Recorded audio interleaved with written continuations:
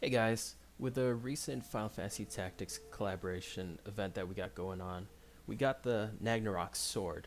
So in today's video, I thought I would give it a try and make a +5 weapon out of it, and then try to max the stats out. In the first part of the video, I'm going to go over the process of crafting the weapon and how to quickly and efficiently level up the weapon using ore mats. Then in the second part of the video, I will level up and try to max out the stats using seals and hammers. Let's see how this thing turns out.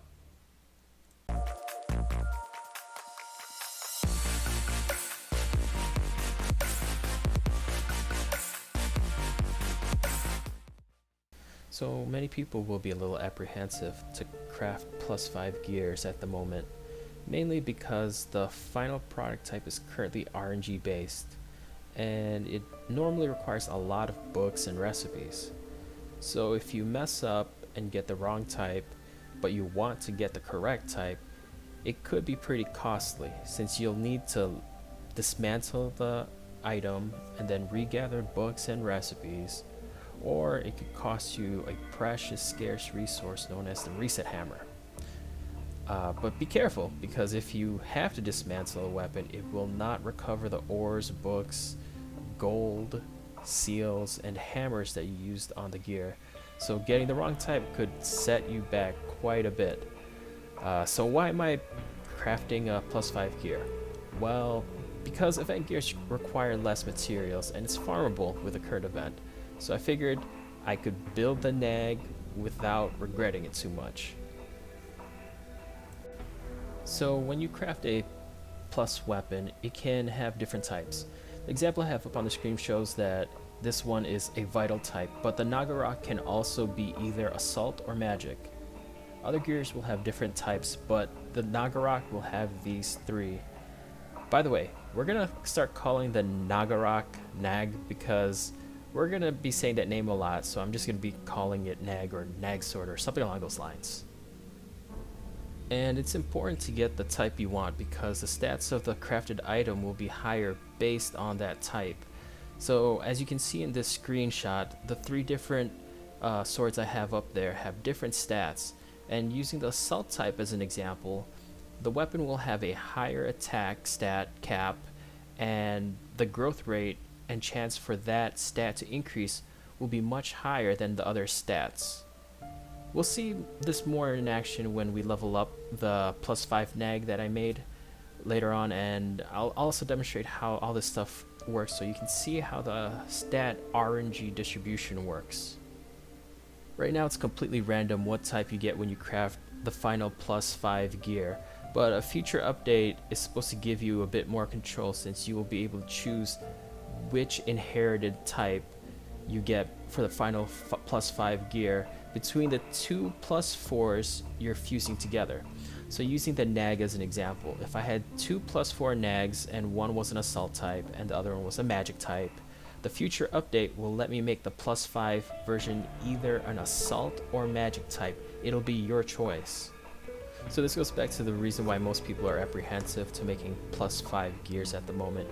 It's because they're probably waiting for this update to happen so that they can have more control to make the +5s. Another thing we need to talk about is how the whole crafting process works.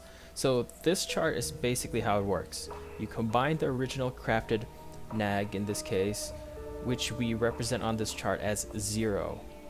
And then you combine that with another 0 nag and it will make a +1 nag. Then you level and fuse them to make a +2 and so forth and so on until you get a +5. Saying it like that makes it sound so much easier, doesn't it? On the upper left, I wrote the levels you need to reach to be able to fuse them and craft the next tier. This means you will need to hit the awakening button after every 10 levels gained on the gear to unlock the next 10 levels for that gear. So 0 tier gears don't need any levels, you just fuse them with another copy and it'll make a +1. A +1 will need to be level 10, and then when you combine that with another level 10 +1, you'll make a +2, and then that +2 that starts at 0 levels, you level that up to level 20, and then when you fuse that with another +2 that's level 20, you'll make a +3. so on and so forth till +5. If this isn't all making sense, that's fine. I'm going to include a video down below showing the whole process that I went through to go make the +5. Okay, so let's get to it. Let's start leveling up the Nagarok. I'm going to use this +4 Nagarok to demonstrate how I quickly and efficiently level up the gear, because you are going to be doing this with what feels like 1,000 times. As you can see, I picked the gold ore, hit max, decrease it by 1, then hit max on the silver ore, and then I check to see how much is remaining to see if I should use the bronze ore or not. Everyone's going to have different ore mats, but the bronze mats give the least amount of XP, so they are good for capping the amount of XP needed.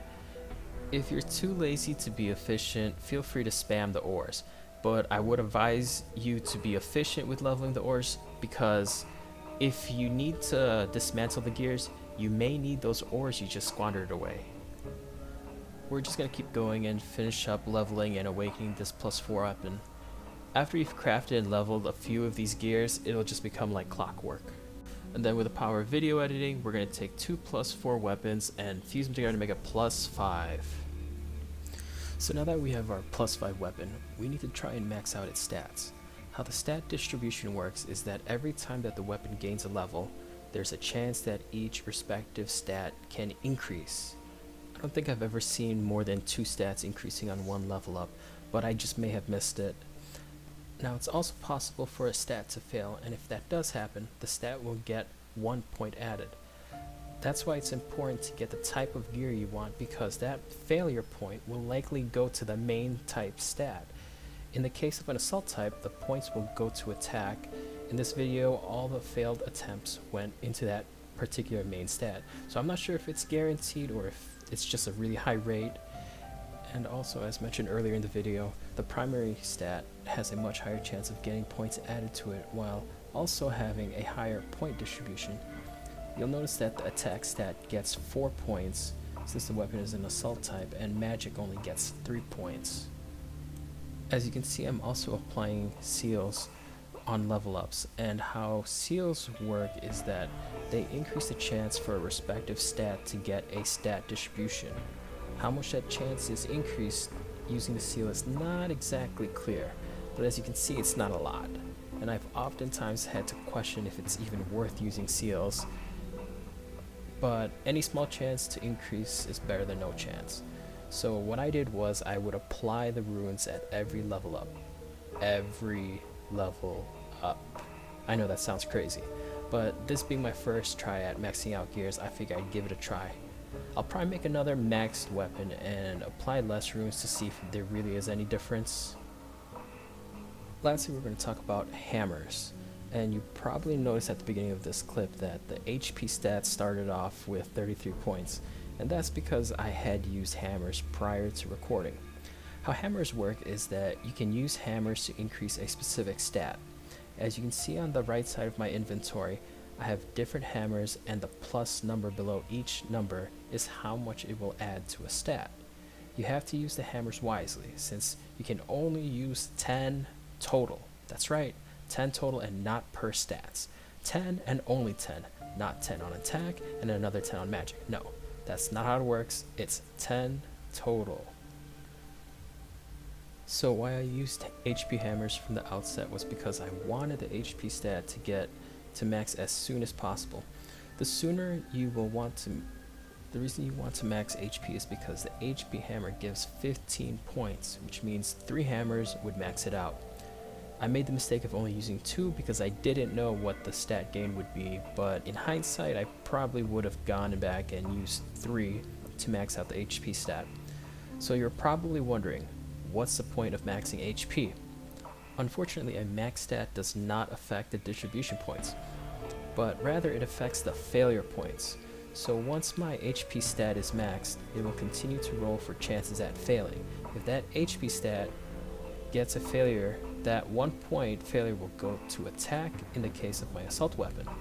I've heard maxing out a stat also helps increase the chance for the main stat to get a distribution, but I'm not sure if that's ever been confirmed.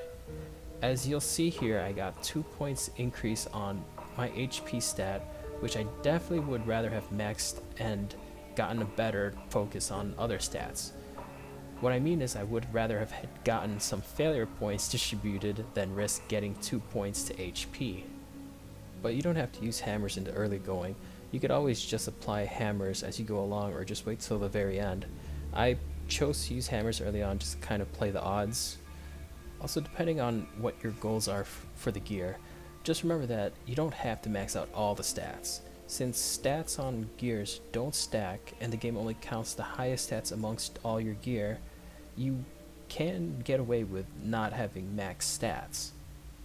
So using the Nag sword that I'm working on here as an example, in all likelihood that HP stat won't matter because I'll probably have an armor that has a higher stat, and then I don't plan to use this weapon for a magic or hybrid type, so magic doesn't matter either. And then depending on what accessory you have, the other 2 stats might not matter. So for me, it was pretty much max attack or reset. I could have just as easily leveled up the weapon and then thrown all the attack hammers later at the end and hoped that it would get max attack stats. But thankfully, using the HP hammers approach got me the outcome I was looking for. Realistically, regardless of how well you play the odds, all things will likely come down to RNG. And there you guys have it. That's pretty much what making a +5 gear is all about. I hope this video was insightful and gives you guys an idea of what to look forward to when you craft your own gears. Thank you for watching, and I'll catch you guys on the next one. Pizza Novice out.